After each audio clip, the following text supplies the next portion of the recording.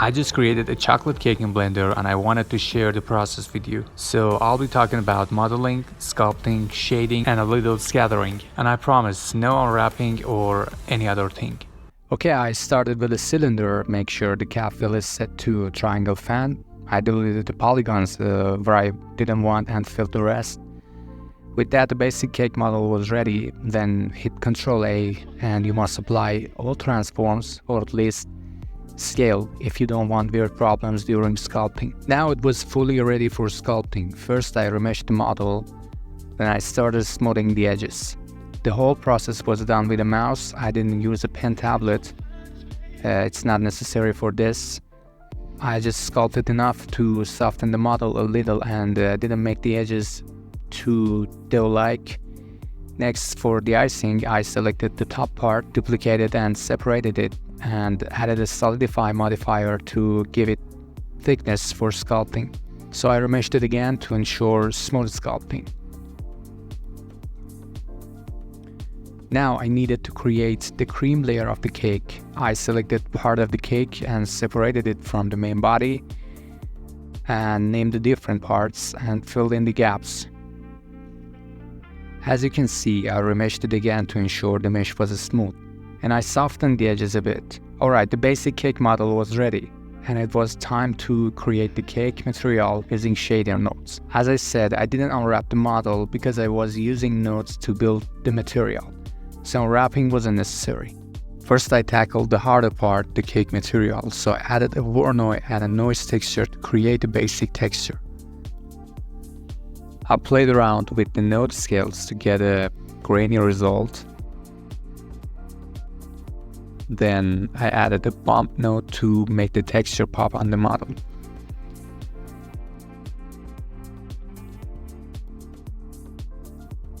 Okay, this was a good base. Next I used the color ramp to add some color variation to the cake surface.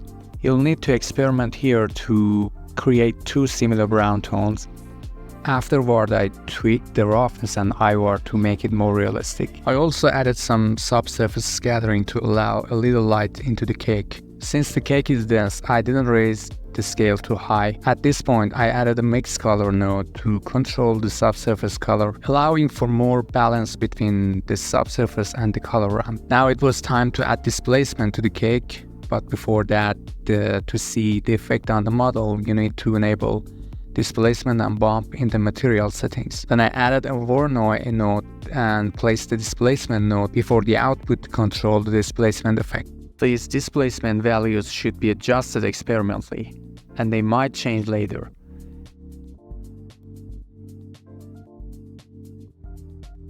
At this stage, I fine-tuned the Voronoi texture and added an error light to test different results. It's important to know when working with textures, you need to add mapping and texture coordinate nodes with Ctrl T. Since the model wasn't unwrapped, this will prevent textures stretching on some surfaces of the model. Okay, I returned to displacement and mixed a noise texture with Voronoi to break up the uniform cake texture. The node values need to be adjusted experimentally to get the best results.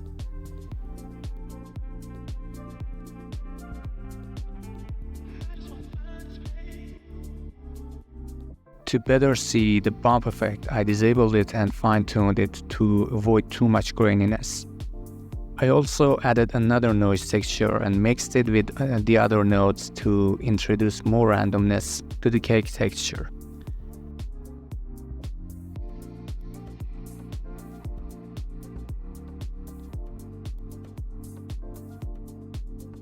Adjusting the blending mode here helps create different textures, and tweaking displacement adds realism. Additionally, playing with the color ramp and factor can yield different results. At this point, about 70% of the work was done, and further changes were a matter of personal preference.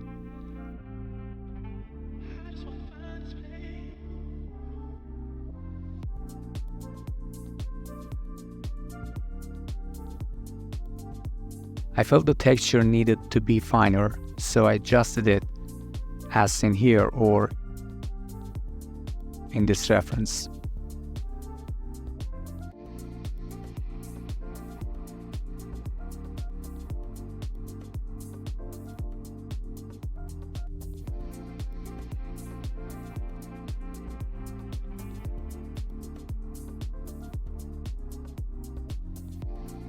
By now the material looked good, but the back of the cake needed to change because the outer layer of the cake was obviously different from the inside.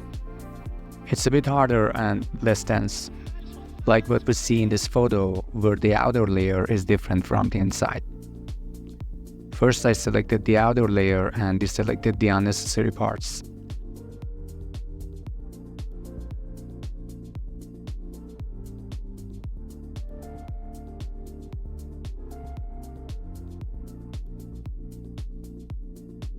I created a new material from the current one and added it to material slot to apply it to the selected parts of the model.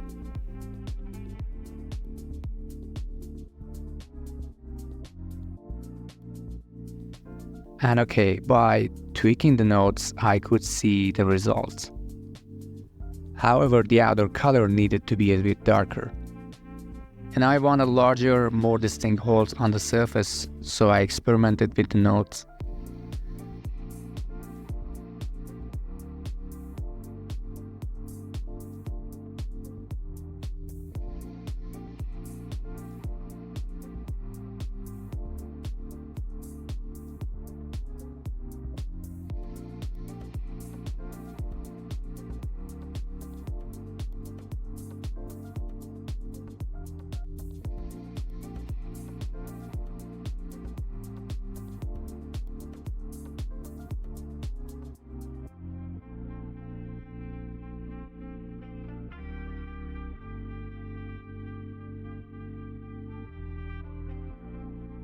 For this part, I also enabled texture coordinate to better control the holes. I was pretty satisfied with the result here. Someone should have stopped me at this point because I was getting too caught up in testing different settings, but eventually I was happy with it.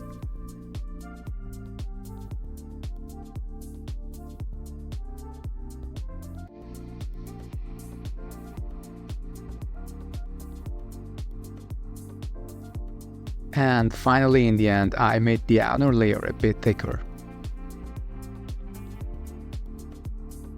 For the chocolate on the cake, I didn't do anything too complicated. Just played with the parameters a bit and used texture nodes to create a color gradient with a slight bump effect. That's it.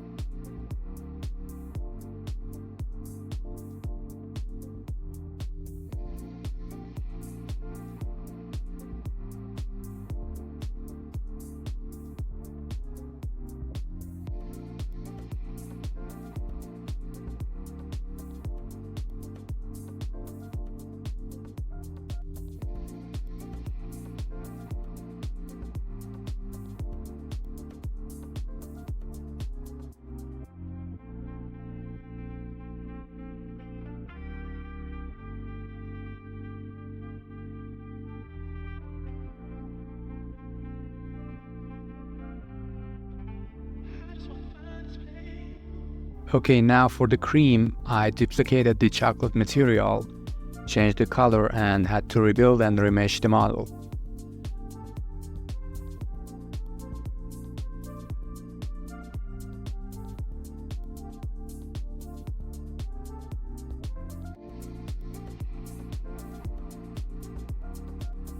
I did a bit more sculpting to make it smoother.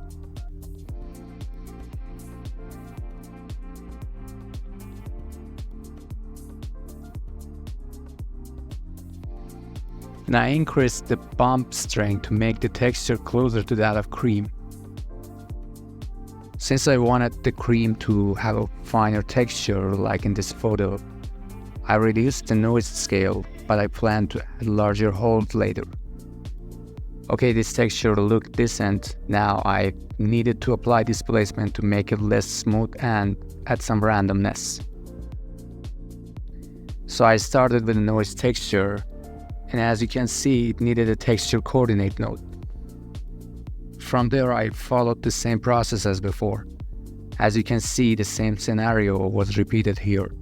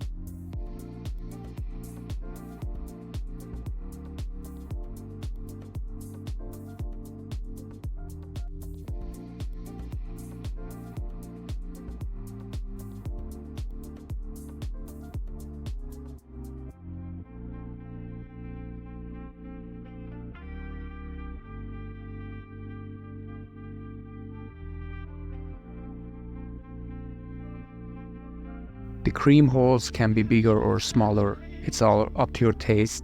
I just preferred bigger holes. Then I thought it wouldn't hurt to add some ambient occlusion to make it look more realistic.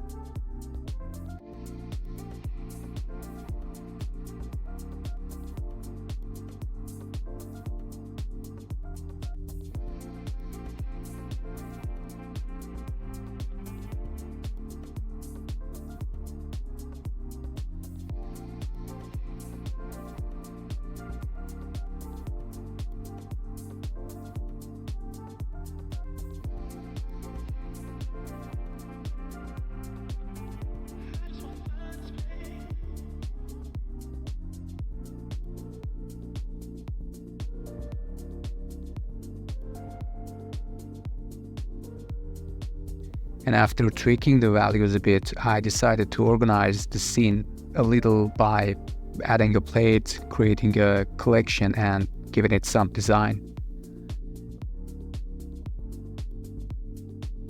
I wanted to make the scene more appealing, so I thought about having some chocolate spill onto the plate or on the back of the cake.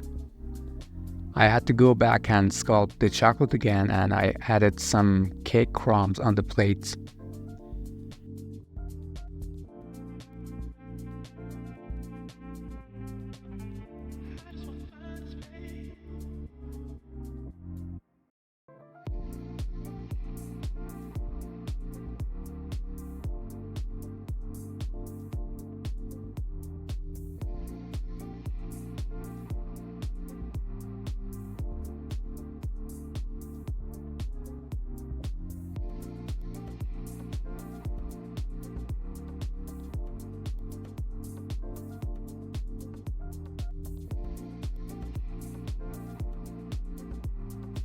The sculpt was good so far, and now it was time to create the crumbs using scattering. Remember, you need to enable scatter objects add-on in Blender for this. So I started by importing an icosphere, randomized its vertices to get its shape.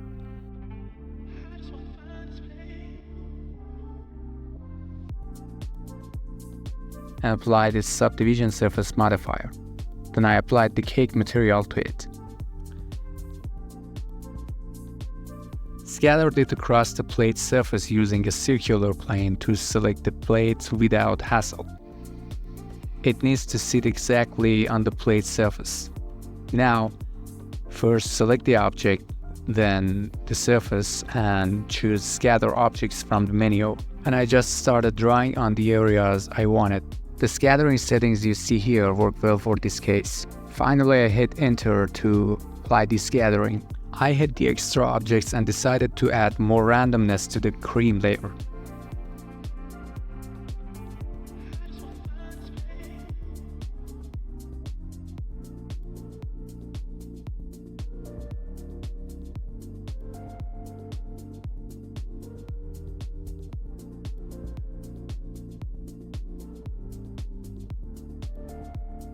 Okay, once that was done, I designed this decoration for the cake and I used the same chocolate material for it.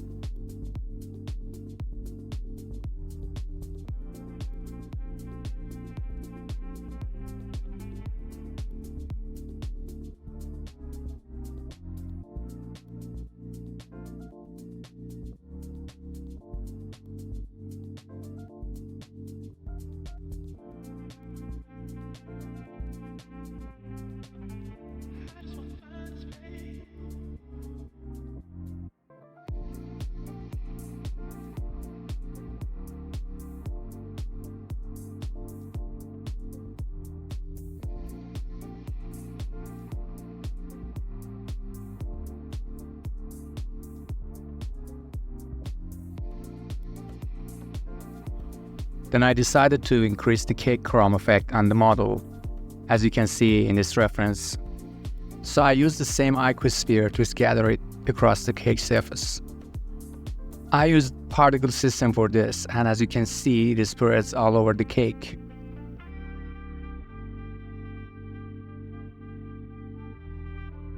And I used weight paint to select the areas where I wanted the crumbs to appear.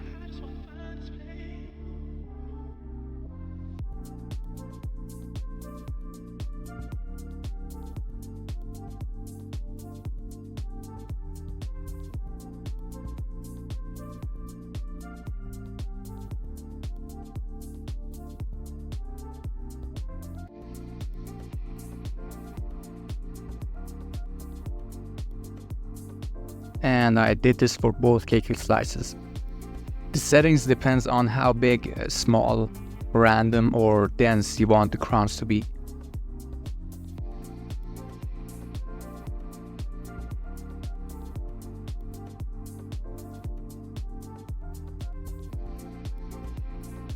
Okay, I tweaked the decoration a bit, but unfortunately the small change I made to the cake material didn't get recorded.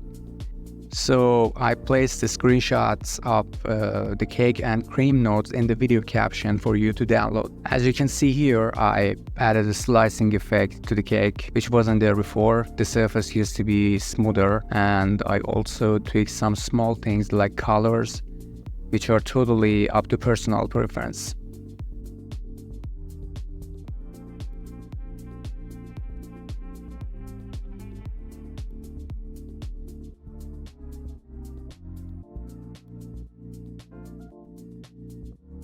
And that's it. It didn't need much more, so I added a fork, did the lighting, and placed the background behind it. For the camera, I set the focal length on 45mm, but later decided to render without the background and add it in Photoshop. It's up to you. And that's the final result. Okay, I hope you enjoyed this, and if you'd like to support me, please like the video and subscribe.